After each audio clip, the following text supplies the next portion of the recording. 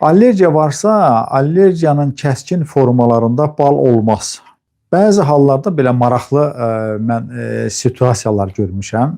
Deməli, allergiyası olmayan bir insanın da bal allergiyası ola bilir. Və çox maraqlıdır ki, biz bu insanlara yavaş-yavaş bal yeməyi öyrədirik. Məsələn, qaşığın ucunda birinci gün tutalım bir 10-15 gün qaşığın ucunda balaca yeyir. Ondan sonra bir 15-20 gün yarım çay qaşığı yeyir və sonraki vaxtlarda bir çay qaşığı yeyir və öyrəşir. Çox maraqlıdır. Bal özü allerjendir. Bal allergik prosesləri gərginləşdirir, çoxaldır və ona görə də biz allergik proseslərdə baldan istifadə eləmirik. Amma bala öyrəşəndən sonra heç bir problem yoxdur. Bu zaman istifadə edirik. Normalda 1 kiloqram bala 200 qram qarazirənin toxumu qarışdırılır və gündə 3 dəfə yeməkdən yarım saat əvvəl bundan bir çay qaşığı yeyilir. Amma siz əvvəlcə yaxşı olar ki, dediyim formada əvvəlcə qaşığın ucunda olmaq şərti ilə bir aycad istifadə eləyin. Yarım çay qaşığı ya qaşığın ucunda istifadə eləyin baldan.